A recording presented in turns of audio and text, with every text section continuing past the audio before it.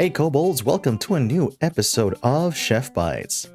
Fall is right around the corner, so it's time for a taste of the season. We've got apple cider cookies today. This is a simple yet delicious recipe that is perfect for this time of year.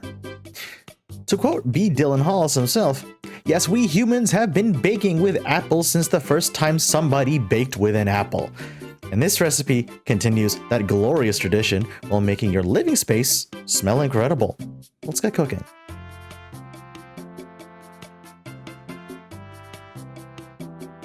First things first, we need to wash and dice up this apple.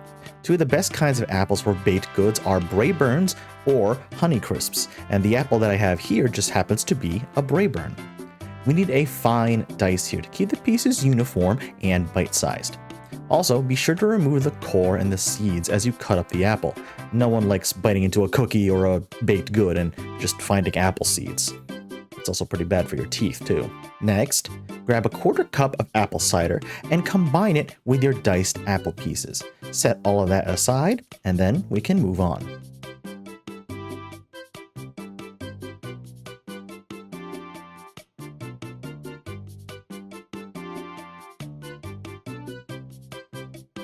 Here we're gonna need about 3/4 cups of butter softened as the base for our cookies. So cut them up uniformly and let them sit in your bowl for a bit to soften up. Also, set aside your brown sugar and sugar. Thanks, Dylan. Next, we're on to the dry goods. Grab your flour and all of your spices that we're gonna need. Nutmeg, cardamom, ginger, and cinnamon. I'm sorry, I meant to say cinnamon. And don't forget the baking powder or the salt. Mix together well and set aside. In a mixing bowl, or stand mixer if you happen to have one like me, cream together the sugars and your butter until smooth. Scrape down the sides and add in the Eggy and then start mixing again. Follow that up with your apple pieces and apple cider. Mix to combine. Follow that up with all of the dry goods and the spices. Finally, you can add some chopped nuts if you like. I went with pecans, mostly because I like pecans. Mix everything until it is homogeneous and then get ready to scoop.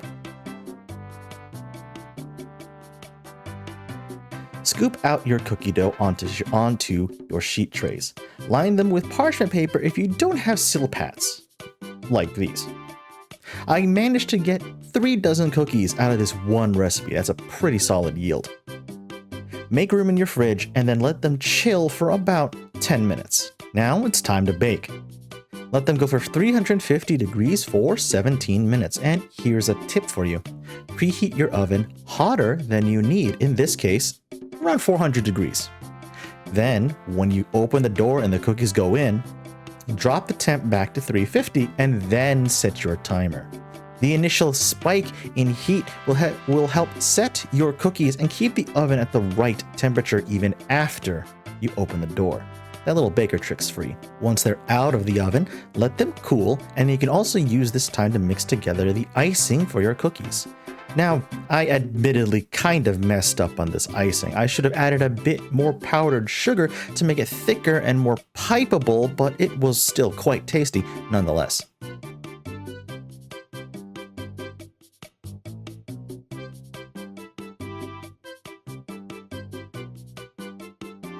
Like I said before, these are the taste and smell of the season. Little bites of fall in cookie form.